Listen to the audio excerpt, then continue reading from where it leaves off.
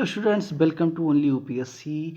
मैं हूं अमरीश शुक्ला और ये स्पेशल क्लास आपके लिए रेगुलर अब आएगी, रेगुलर बेसिस पर आएगी। यानी कि रोज़ आपको मिलेगा रोज़ का करंट अफेयर्स, जो बेहतरीन चीज़ें होंगी न्यूज़ में आएंगी, अलग अलग अखबारों में आएंगी।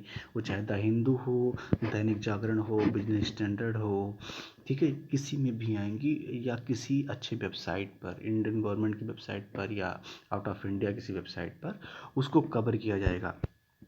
ठीक है, तो हम शुरू करते हैं। और दिन भर में जो 3-4 महत्वपूर्ण होंगे या 5 होंगे, किसी दिन हो सकता है 10 हो जाएं, तो उनकी हम चर्चा उसी दिन कर लेंगे और उसका नोट्स बनाते हुए चलेंगे।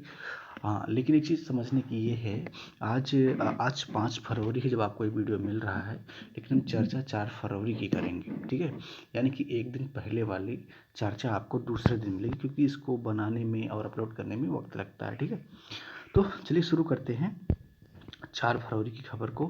इसमें एक महत्वपूर्ण खबर ने जगह बनाई कि अमेजन के सीईओ एनडी होंगे। इससे पहले आप जानते हैं कि अमेजन के सीईओ कौन थे? जेब बेशोफ थे। ठीक है, तो जोसेफ थे। तो उनको वो उन्होंने, चूँकि खुद कंपनी के मालिक हैं, उन्होंने अपने उस पद से इस्तीफ़ा दिया और उसके बाद उन्होंने ये भी बताया कि मैं क्यों छोड़ रहा हूँ। वो इनोवेशन में अपना दिमाग लगाना चाहते हैं और अपने आप को थोड़ा सा कार्यमुक्त करके कुछ नया सोचना चाहते हैं, इसलिए उन्होंने अपने ही एक एम्प्लॉय एनडी को अमेजन का सीईओ बना दिया।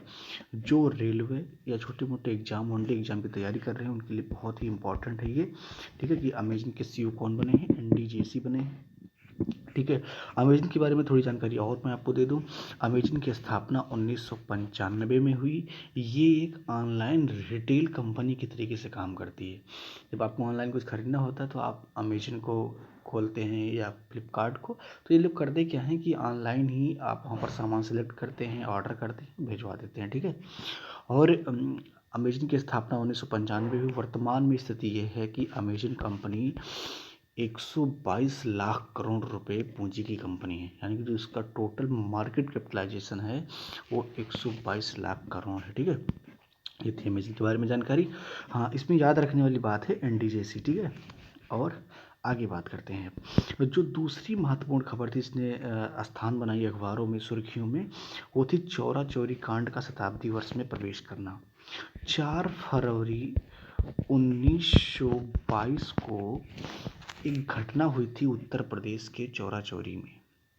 घटना ये थी कि एक 1920 से ही एक आंदोलन चल रहा था महात्मा गांधी के नेतृत्व में, जिसे असहयोग आंदोलन कहा जाता है। अगर इतिहास में आपने पढ़ा है, नहीं पढ़ा है तो आगे पढ़ेंगे। तो गांधी जी अंग्रेजों के खिलाफ असहयोग आंदोलन कर रहे थे कि मुझे या भारतीयों को अंग्रेजों का सहयोग नहीं करना चाहिए, तो वो यहाँ पर असफल हो जाएंगे और अपना काम नहीं कर पाएंगे, उनको जाना पड़ेगा।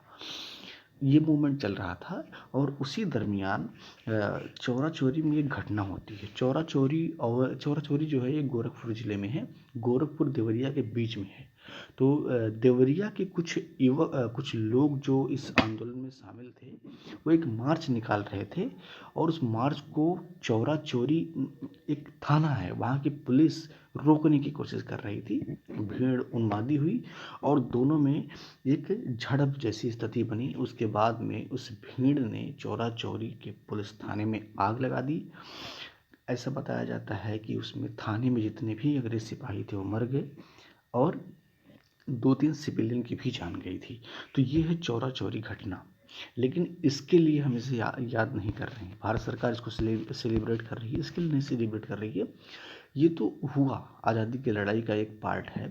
सेलिब्रेट इसलिए कर रही है क्योंकि जो लोग वहाँ से आ रहे थे और वो बाद में चौरा चौरी की जब घटना हो जाती है तो बहुत सारे लोगों के ऊपर मुकदमे चलाए जाते हैं, उनको फांसी दे दी जाती है। तो उनकी शहादत को याद करने के लिए ये बेसिकली गवर्नमेंट ने इसको ऑर्गेनाइज किया है। यहाँ पर एक फैक्चुअल बात ये भी है कि जितने लोगों पर केस चलाया गया चौरा चौरी कांड में, उनका मुकदमा लड़ा मदन मोहन मालवीय ने। इसको आप नोट करते हुए चलेंगे, मदन मोहन मालवीय ने मुकदमा लड़ा और अधिकतर लोगों को फांसी से बचा भी लिया। लेकिन शायद 19 लोगों को फांसी दी भी गई थी। फैक्चुअली आप इसको चेक कर लेंगे, 19 लोगों को फांसी दी भी गई थी। महत्वपूर्ण चीज़ ये है कि 4 फरवरी 1922 को क्या हुआ था। अगर आप वनडे एग्जाम की तैयारी करते हैं तो ये बहुत महत्वपूर्ण है आपके लिए, ठीक है। 4 फरवरी 1922, ये सवाल कई बार परीक्षाओं में आए हैं, यहाँ तक मैंने देखा है। चलिए अब बात करते हैं सेंसेक्स की। सेंसेक्स क्या होता है पूरा समझाऊंगा, लेकिन उससे पहले इसकी भूमिका समझिए कि ये क्यों है, न्यूज में क्यों है, चर्चा में क्यों है सेंसेक्स आपका, ठीक है। तो आप जानते हैं कि 1 फरवरी को आपके देश में बजट पेश किया गया, ठीक है। बजट पेश किया गया वित्त मंत्री निर्मला सीतारमण के द्वारा। ये मोदी सरकार का जो दूसरा टर्म है उसका तीसरा बजट है और इस दशक का पहला बजट है। जो दशक 2020 के बाद शुरू होता है 2030 वाला, उसका पहला बजट है, ठीक है।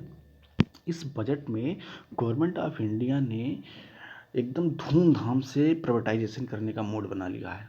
अब जब प्राइवेटाइजेशन होगा तो व्यापारी में एक उत्साह आएगा और वो अपना पैसा मार्केट में लगाएंगे।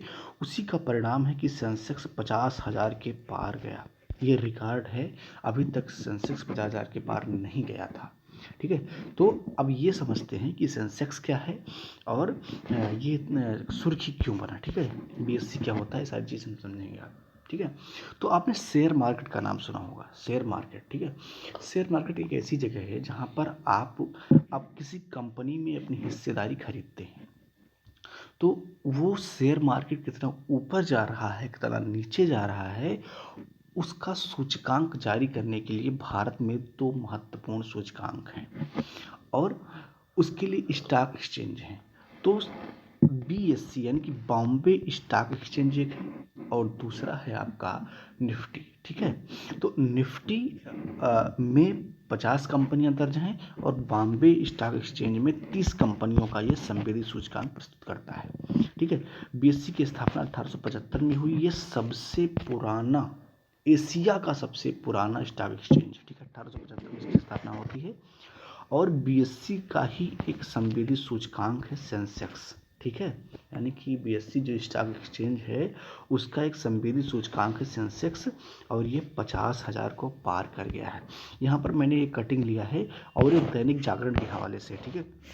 डेटा मैं जहाँ से भी लूँगा ईमानदारी से आपको बता दूंगा, मेरा काम सिर्फ व्याख्या करना है, ठीक है।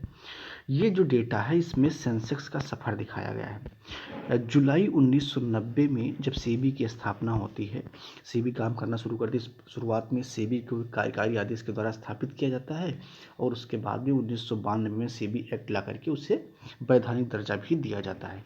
तो उस वक्त 1000 पॉइंट रखे गए थे।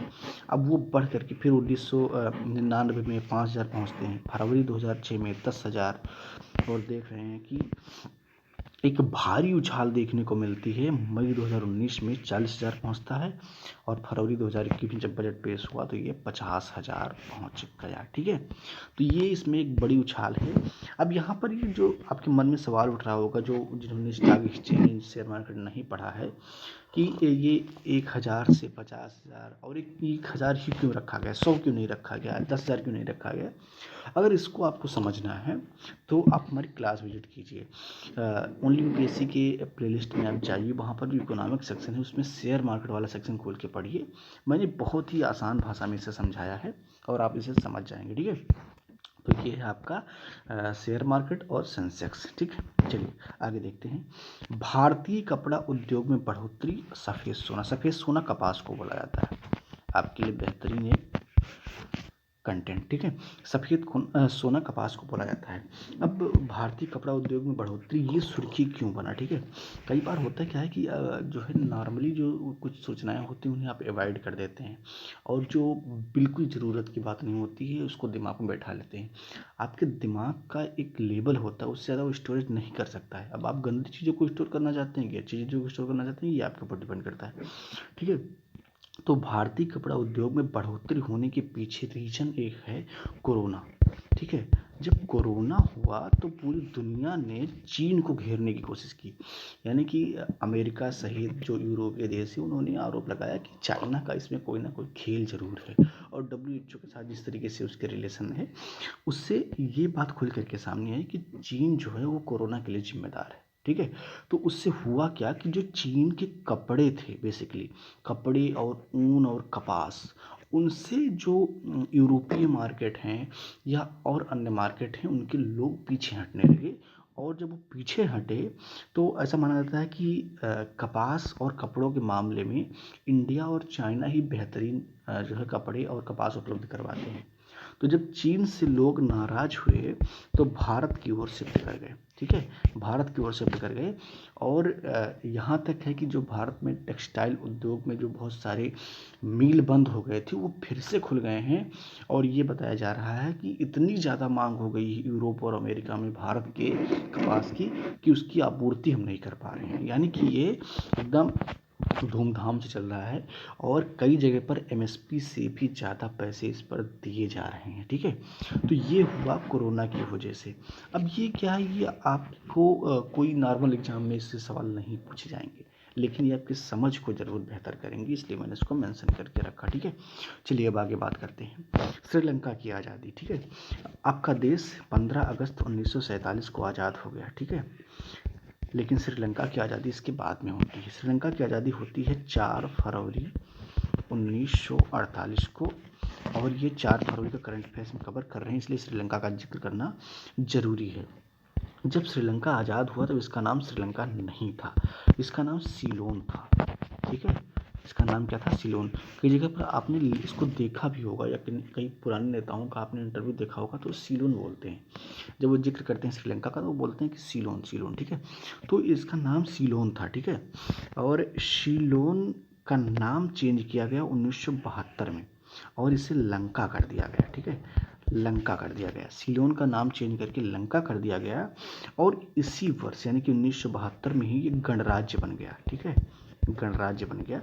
गणराज्य का मतलब होता है एक ऐसा तंत्र जिसमें जो राष्ट्र का प्रमुख होगा उसका चुनाव होगा, यानी कि राष्ट्रपति चुना जाएगा। ठीक है, वो गणतंत्र होगा, गणराज्य होगा, यानी कि जनता ही अपने राजा को चुनेगी, वही गणतंत्र होता है। तो और 1978 में लंका के आगे श्री लगा दिया गया।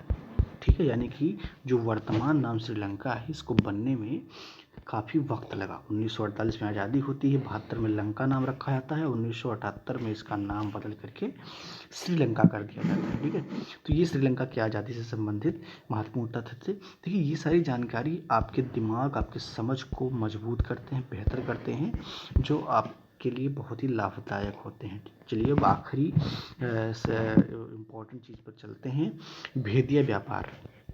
ठीक है, FRL एक जो है एक कंपनी है जिसके मालिक हैं किशोर बियानी।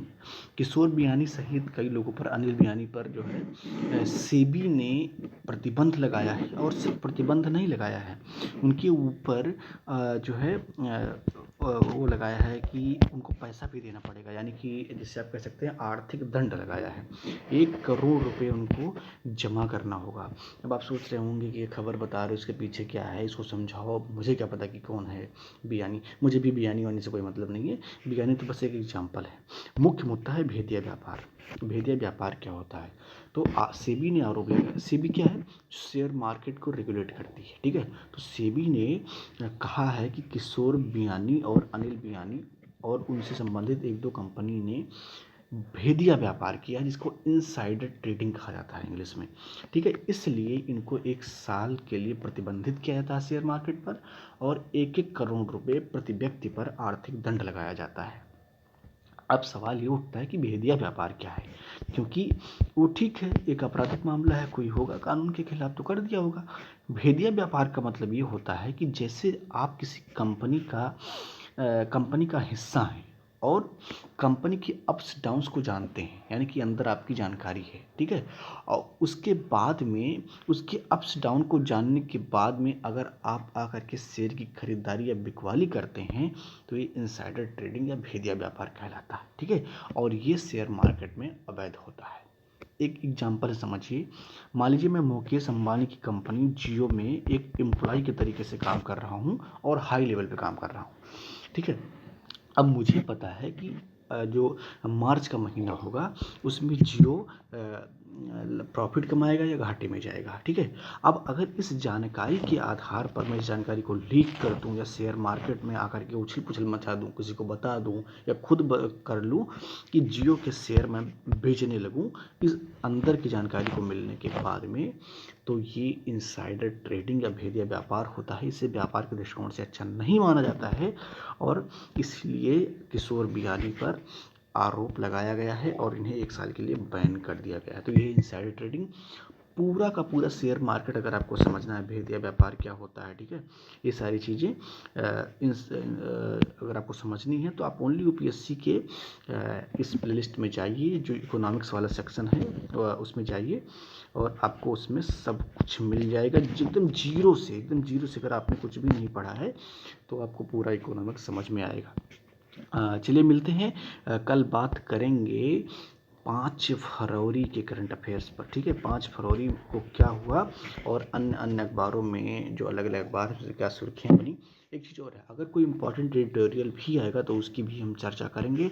चलिए मिलते हैं कल, तब तक अपना ख्याल रखिए, थैंक यू। मैं मानस मिश्रा, द न्यूज ओशन का मैनेजिंग डायरेक्टर, आपके लिए एक ऐसी पत्रिका पहली बार आई है जो सिर्फ सच दिखाएगी। कृषि कानूनों पर मचा है घमासान, हो रही हैं मनगढ़ंत बातें। मैं अंकित मिश्रा, पढ़िए मेरा आर्टिकल इस मैगजीन में फैक्ट के साथ। यूपीएससी के एस्पायरेंट समझे हर मुद्दों को गहराई में जाकर के। इस नए लेख में आपको मिलेगा नए संसद भवन के निर्माण से संबंधित सारी जानकारी। मैं विशाल यादव, अब तक आप लोगों ने हमें टीवी पे देखा, लेकिन अब हमारे लेख आपको दिखेंगे इस मैगजीन में। मैं Ranjit Prasad, reporter the news ocean. हम आपको दिखाएंगे किसान आंदोलन के बीच में जिहादी कांड। सब्सक्राइब करें द न्यूज ओशियन, खबरों का समंदर।